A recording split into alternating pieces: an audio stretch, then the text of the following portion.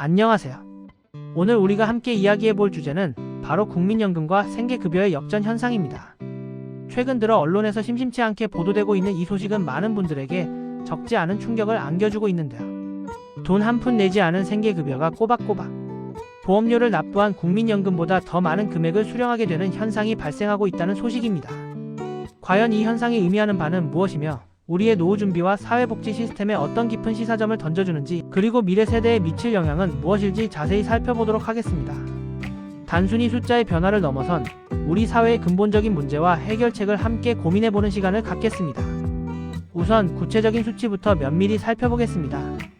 올해 2025년 7월 기준으로 1인 가구 생계급여는 월 76만 5,444원으로 책정되었습니다. 이는 기초생활보장제도 내에서 최저생계를 보장하기 위한 최소한의 금액으로 산정된 것입니다. 반면 국민연금의 1인당 평균 노령연금액은 67만 9,924원으로 집계되었습니다.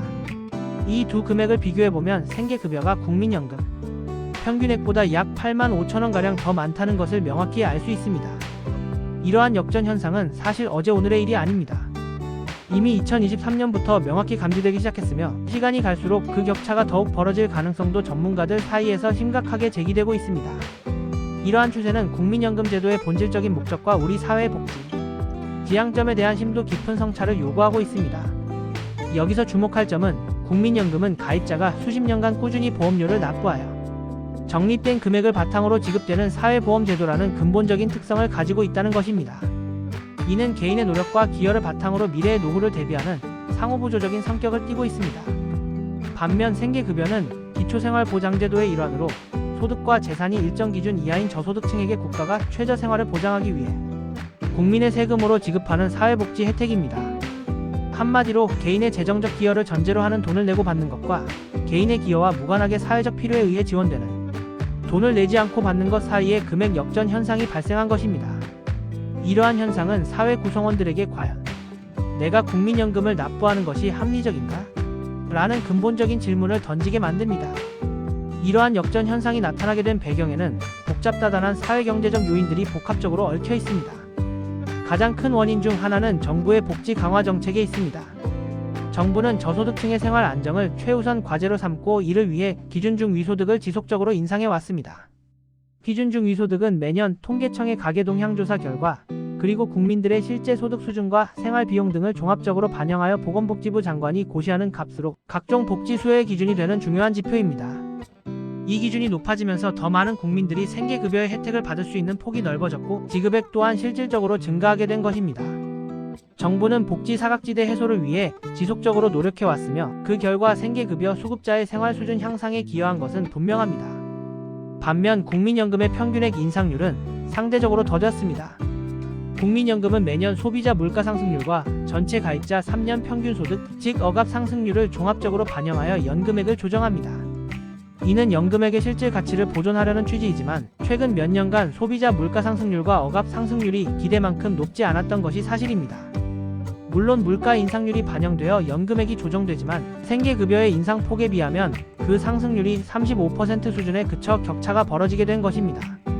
특히 2020년부터 2022년까지의 물가 상승률이 상대적으로 안정적이었고 코로나19 팬데믹으로 인한 경기 침체가 전반적인 소득 수준의 정체와 함께 억압 상승에도 부정적인 영향을 미치면서 국민연금의 실질적인 가치 상승이 둔화된 측면이 더욱 두드러졌습니다. 이러한 경제 환경은 국민연금 가입자들이 체감하는 연금 가치 하락으로 이어졌습니다. 이러한 현상은 국민연금 제도의 신뢰도와 더 나아가 그 지속 가능성에 대한 사회 전반의 의문을 제기하게 만듭니다. 수십 년간 성실하게 보험료를 납부해온 국민들이 내가 왜 연금을 내는가? 국민연금을 믿고 노후를 맡길 수 있는가? 하는 근본적인 의문을 가질 수밖에 없기 때문입니다. 미래를 위해 현재의 소득 일부를 기꺼이 포기하고 연금 보험료를 납부했지만 정작 노년기에 받는 연금액이 국가의 최저생활보장 복지 혜택보다 적다면 연금 제도의 근본적인 목적과 가치에 대한 회의감은 당연히 증폭될 수밖에 없을 것입니다. 이러한 인식은 특히 젊은 세대들의 국민연금 가입 의지를 약화시키고 나아가 연금 납부 회피와 같은 도덕적 해이를 유발할 수도 있습니다. 장기적으로 볼 때 이는 연금기금의 건전성을 심각하게 위협하고 미래 세대의 부담을 가중시키는 악순환으로 이어질 수 있습니다. 국민연금은 단순한 노후소득 보장 제도를 넘어 국가의 사회 안전망의 핵심 축으로서 기능하고 있습니다. 만약 국민들이 연금제도에 대한 신뢰를 잃게 된다면 이는 사회 전체의 불안정성을 증가시키고 미래 사회의 통합과 발전을 저해하는 요소로 작용할 수 있습니다. 따라서 이 문제에 대한 심각성을 인지하고 조속하고 근본적인 해결책을 마련하는 것이 국가적인 과제로 부상하고 있습니다. 그렇다면 이러한 복합적이고 심각한 문제를 해결하기 위한 구체적인 방안은 무엇일까요? 전문가들은 몇 가지 실질적인 해결책을 제시하고 있습니다.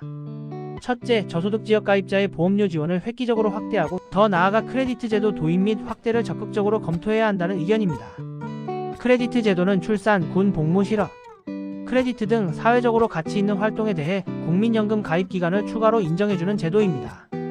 이를 통해 소득이 낮거나 경력 단절 등으로 인해 보험료 납부가 어려운 경우에도 최소한의 연금 수령 자격을 갖추도록 돕고 더 나아가 더 많은 연금액을 받을 수 있도록 지원함으로써 국민연금 제도의 포용성을 실질적으로 높일 수 있습니다.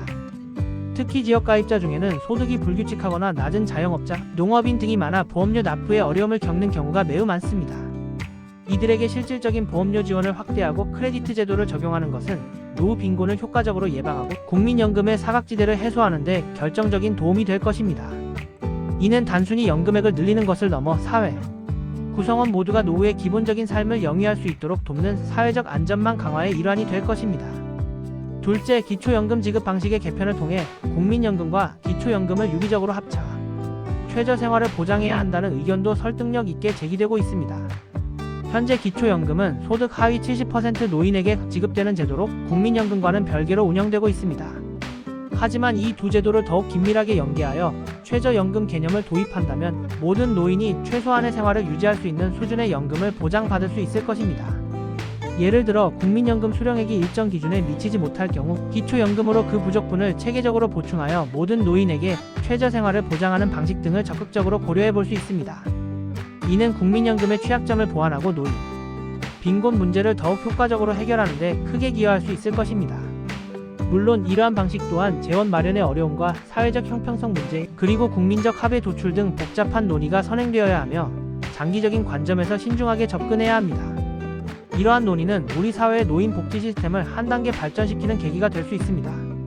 국민연금과 생계급여의 역전 현상은 단순히 숫자의 문제가 아니라 우리 사회의 복지 시스템과 노후 보장제도 전반에 대한 심각하고 근본적인 고민을 요구하는 매우 중요한 신호라고 할 수 있습니다. 국민연금은 미래 세대에게도 안정적이고 존엄한 노후를 보장해야 하는 중요한 사회보험 제도이므로 그 신뢰성과 지속 가능성을 확보하는 것이 무엇보다도 긴급하고 중요한 과제입니다. 이를 위해서는 연금 개혁이 더 이상 미룰 수 없는 시급한 과제로 대두되고 있습니다. 보험료율 인상, 연금 수령 개시, 연령 조정 등 재정 안정을 위한 고통스러운 결정이 불가피하게 필요할 수도 있습니다. 하지만 이러한 개혁은 국민들의 깊은 이해와 폭넓은 신뢰를 바탕으로 투명하고 공정하게 추진되어야 합니다. 국민들이 개혁의 필요성을 명확히 공감하고 그 과정에 적극적으로 참여하여 자신의 의견을 개진할 수 있도록 충분한 사회적 논의와 폭넓은 합의를 이끌어내는 것이 그 어떤 것보다 중요합니다.